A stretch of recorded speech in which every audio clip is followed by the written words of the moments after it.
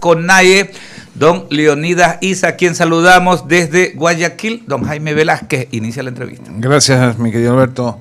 Leonidas, bienvenido, buenos días. ¿Cómo nos escucha? Buenos días, muchas gracias por la invitación, escucho perfecto y quiero a través de este medio importante de comunicación hacer extensivo mi saludo cordial a todos nuestros hermanos ecuatorianos. Leonidas, le voy a hacer una pregunta sobre su libro. El libro que usted escribió, en donde finalmente usted pone o cierra con esta frase, su libro, que la luz al final del túnel proviene de la afirmación creída, buscada e impostergable, indocomunismo o barbarie. ¿Qué significa esto desde su punto de vista o cómo podría explicar esa frase que usted justamente termina en su libro? Estoy invitando es que hay que superar las estructuras sociales que ahora estamos dominados por una civilización que usted está mirando. No es un problema de ideas, es un problema real. En este caso necesitamos transformar como sociedad. Efectivamente hay que pensar en una lógica que corresponda a la realidad latinoamericana. Si no vemos lo que está pasando a nivel global, todo el embate de la crisis ambiental, de la crisis civilizatoria, que está acabando con la vida. En ese sentido hay una urgencia, como dije, no sobre las ideas, sino sobre la realidad. Entonces, más bien invitar a un debate sobre ya los conceptos, las categorías políticas, económicas, pero efectivamente respetando desde los puntos de vista, desde las realidades que estamos viviendo.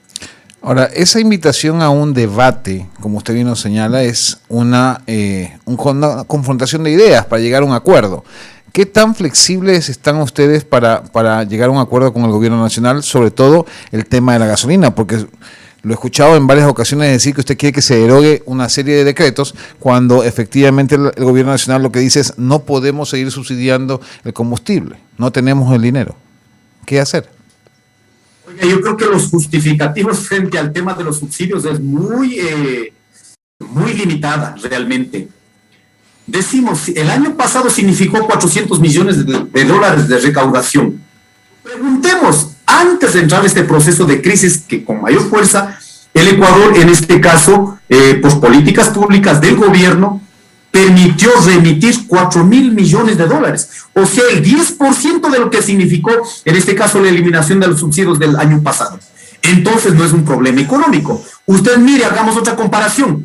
¿Cómo es posible que en este momento, en estos días, estamos en este caso demandando por la Corte Internacional y las transnacionales han ganado 400 millones? En este caso, estamos obligados los ecuatorianos a pagar 400 millones de dólares. O sea, el mismo rubro, lo que significó la recaudación del año pasado. Entonces, ahí realmente definimos que no es un problema realmente la política de subsidios. Lo que para mí el mensaje absolutamente claro es que en el momento que se incremente el precio de los combustibles, lo que se garantiza es la especulación en el mercado de todos los productos. Y a partir de la especulación, como usted ha visto, que todos los productos han incrementado, las grandes empresas lo que han hecho es aprovechar para elevar la tasa de ganancia. El problema está ahí. A través de esa estrategia lo único que están haciendo es la crisis trasladando solo a los sectores populares.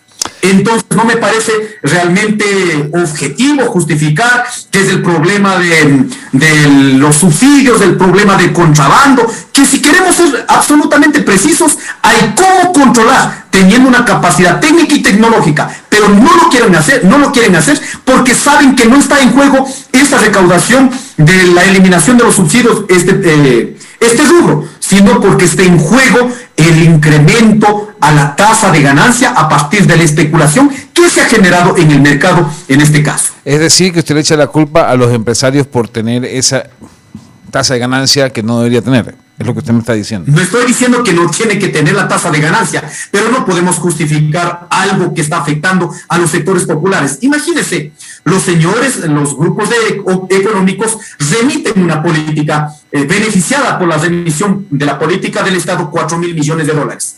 Encima de eso, flexibilizan la salida de capitales. Han sacado solo en la pandemia más de 1.000 millones de dólares. Y los ecuatorianos, en cambio, los que sostenemos la economía básica de este país, En cambio, producimos la alimentación que estamos subsidiando en este momento hasta el 50-60%. ¿De dónde sale la tasa de ganancia, estimados?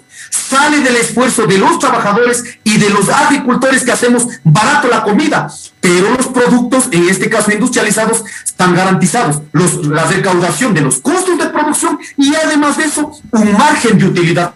Lo que no tenemos en este caso los agricultores, los pequeños, medianos productores. Por eso decimos, si queremos ser justos, entonces seamos justos con todos, a partir de nuestras posibilidades económicas.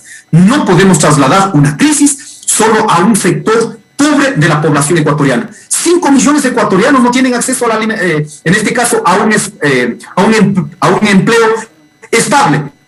Pero estamos obligados, tengas o no tengas trabajo, de comprar alimentos, artefactos, todo lo que necesitas para la vida diaria a precios elevados. Entonces, en esa crisis, tener que sacar la tasa de ganancia es injusto en materia económica.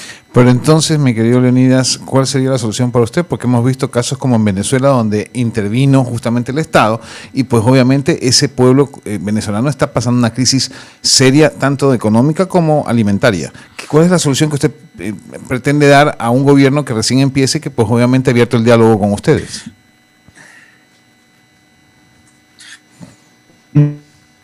No podemos seguir en el discurso de recién empieza, si es una economía golpeada antes de la pandemia, que hayan utilizado políticamente. Por eso hemos dicho, presidente de la República, si usted no quiere ser la continuación de las políticas del gobierno nacional, está en sus manos enmendar estas políticas que han cambiado la economía de la mayoría de los ecuatorianos, sobre todo de la clase popular. ¿Qué necesitamos? Deroguemos el decreto, los 3 decretos que permite el sistema de bandas, convoque en este caso a todos los sectores económicos productivos del país y planifiquemos una política de subsidios. Por ejemplo, ¿qué hemos dicho?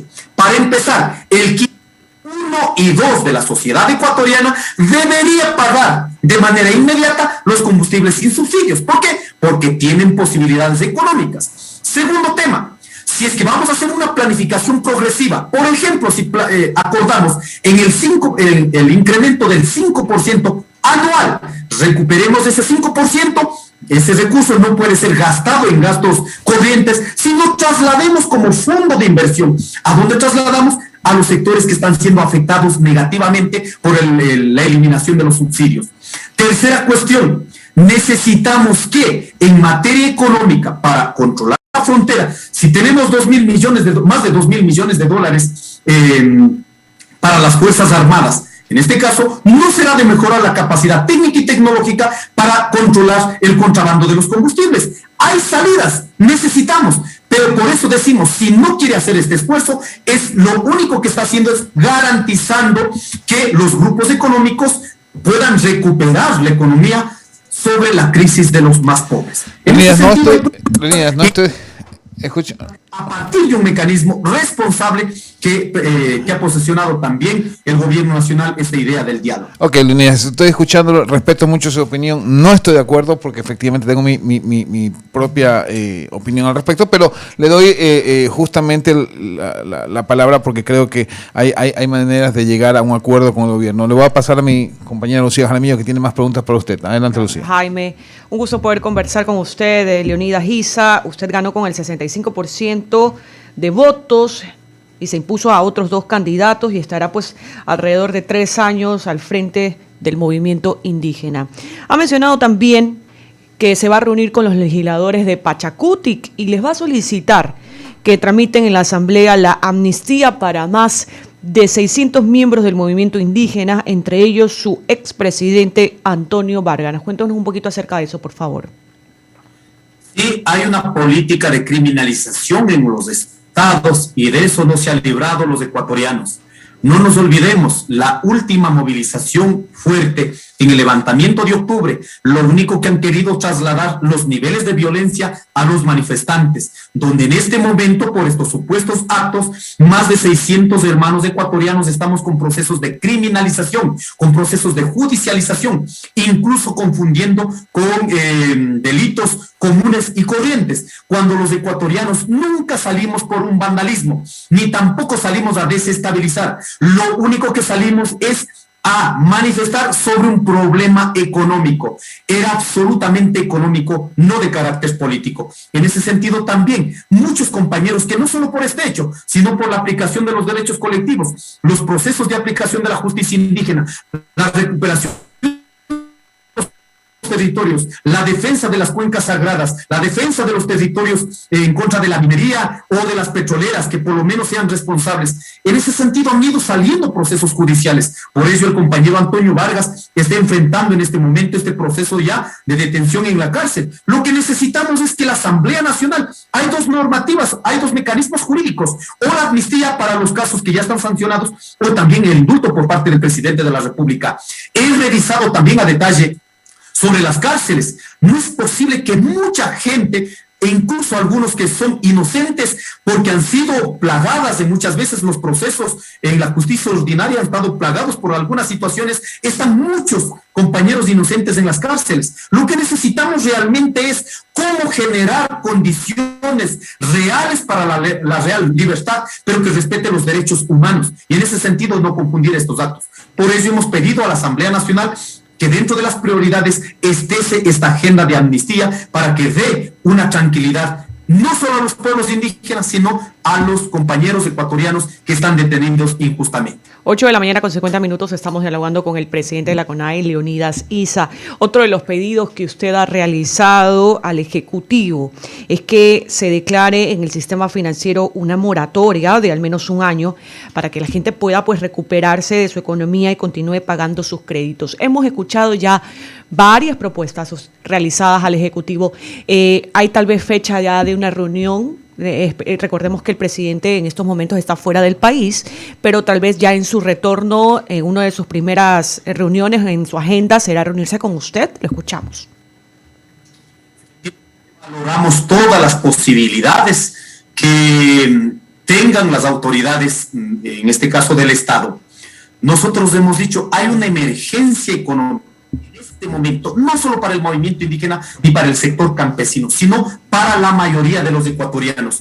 Sobre el tema de los combustibles, que lo he detallado, pero así también que necesitamos una normativa, una ley, la Asamblea Nacional, el movimiento indígena va a insistir que debe haber un alivio financiero, que se reprograme los pagos de los deudores, de las cooperativas, de los bancos privados, de los bancos públicos. Debemos bajar las tasas de interés. No podemos causar, en este caso, o pagar los intereses con mora. Muchas veces nos obligan a pagar los gastos judiciales, nos envían a los centrales de riesgos, pero mientras tanto la economía que está quebrada no vamos a resolver tomando o embargando los bienes, los carros, los vehículos, las casas o los terrenos. No es la solución por esa vía. Más bien demos un alivio financiero, un tiempo perentorio, donde recuperemos la capacidad económica y sigamos cumpliendo con las obligaciones. Por eso hemos dicho también, el movimiento indígena va a insistir en una política tributaria mucho más justa, más equitativa, porque no es justo que 1.071 empresarios que controlan 300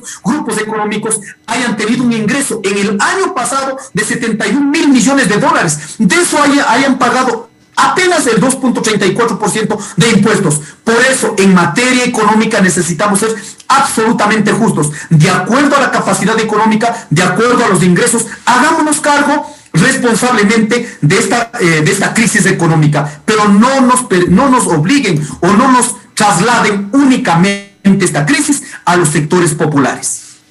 Ingeniero Issa, Ramiro Cepeda le saluda. Y un poco para ponernos en contexto, ¿cuánto paga usted de impuestos?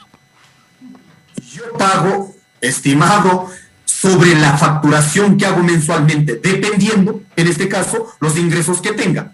Pero si usted quiere preguntar sobre mi actividad económica individual, me parece que está haciendo un mal uso de su espacio. No, lo que digo es que... Permítame, por favor. Le voy a hacer... No dependa de lo que yo pague para que resolvamos el problema económico en este país. No. En ese sentido, estamos haciendo un mal uso a nivel individual. Yo le puedo entregar de manera directa a usted para que revise el pago de impuestos que hacemos sobre los ingresos que podemos tener en el mes a mes. Cuando nuestra voz es la que representa a un movimiento y todos tenemos responsabilidad, tenemos la obligación de que nuestra vida sea transparente y diáfana.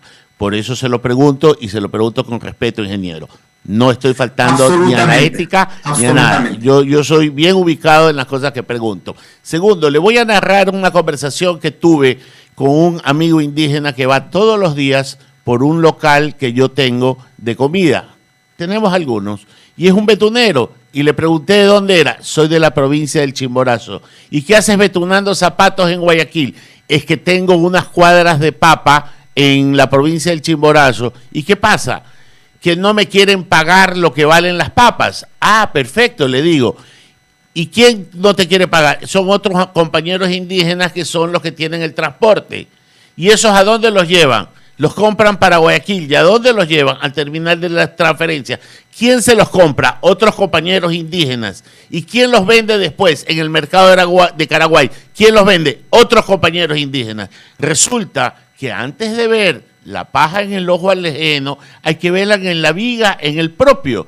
Es la misma cadena de comercialización miserable e irreverente la que suscita también a través de los compañeros indígenas que explotan unos a otros. ¿No le parece que primero hay que corregir, y ustedes son el soporte alimenticio del país, como usted lo ha dicho con toda propiedad, ¿ya? Pero esa cadena de explotación comienza por los mismos compañeros indígenas. ¿Por qué no empezar corrigiendo de ahí, antes de andar pensando en el CIADI, de andar pensando en otras cosas que son importantes? Pero ustedes tienen un compromiso y quieren dar ejemplo. Comiencen dando los ejemplos con su propia gente. Yo creo que hay una valoración absolutamente sesgada, con el respeto que se merece, lo digo. No es un problema de los indígenas que estén articulados en la cadena de comercialización. Hay una política que beneficia al mercado libre, y en ese mercado libre no están interlocutando únicamente los indígenas.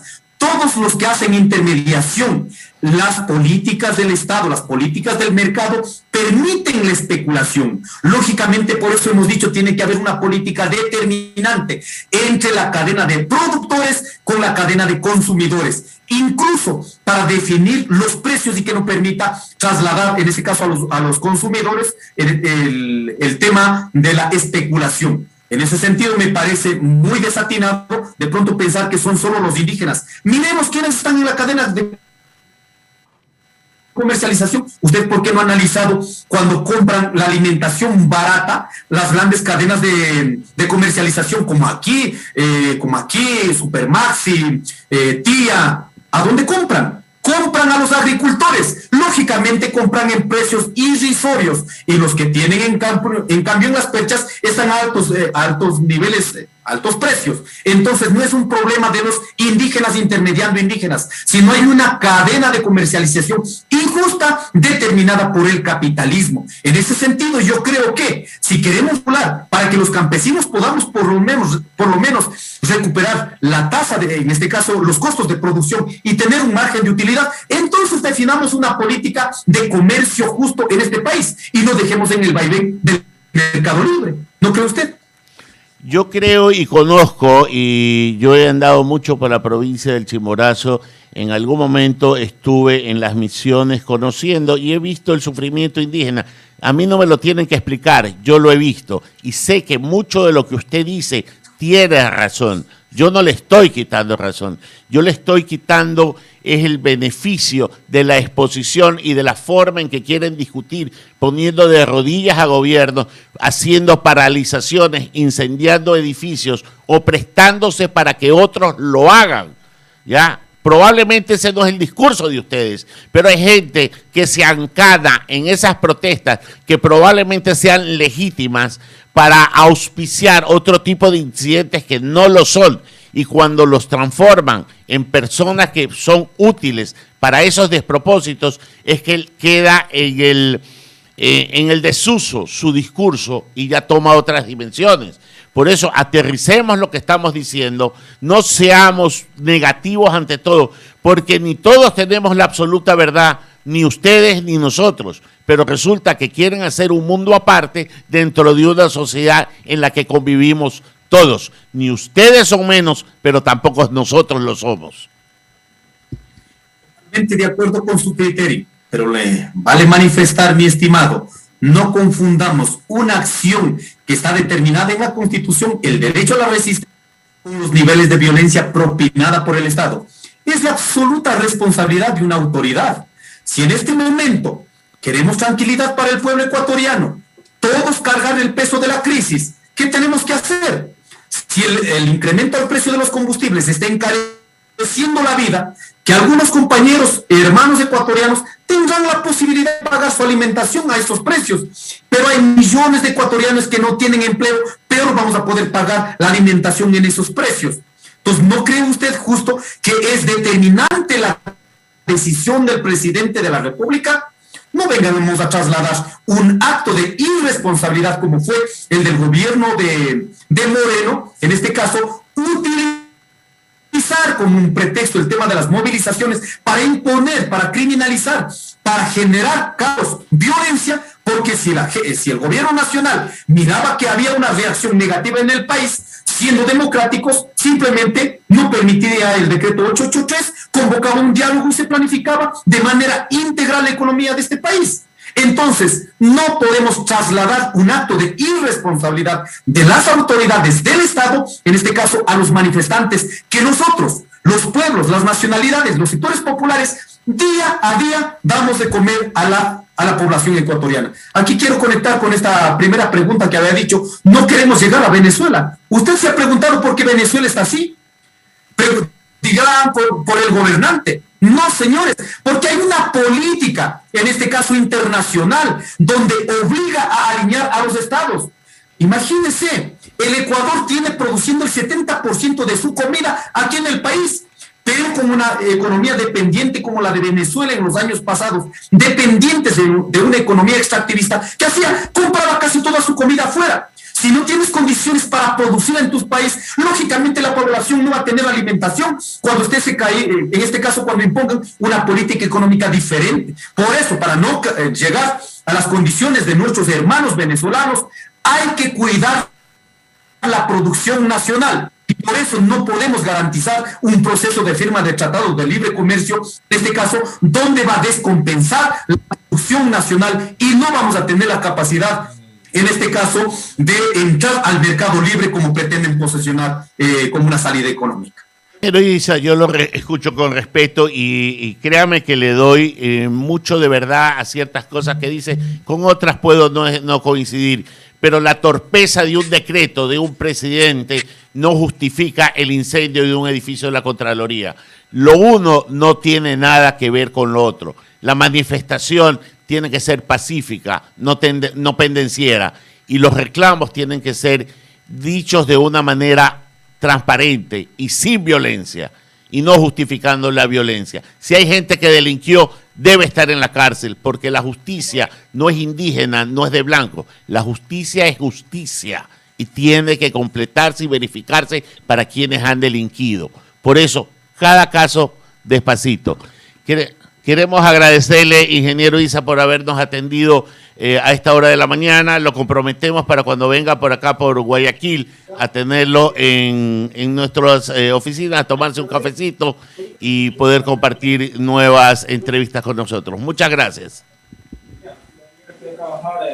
Muchas gracias. Solo decir para finalizar esta entrevista que estamos totalmente de acuerdo los mecanismos en este caso, de resistencia y de lucha que deben ser pacíficas. Pero no nos olvidemos, desde adentro, desde la Contraloría General del Estado, dijeron que la planificación de la quema de la Contraloría era de adentro, no de los manifestantes. En ese sentido, hagámonos cargo en los niveles de responsabilidad que corresponde lo que significó el levantamiento de octubre. Muchas gracias por el espacio. Al presidente de la Confederación de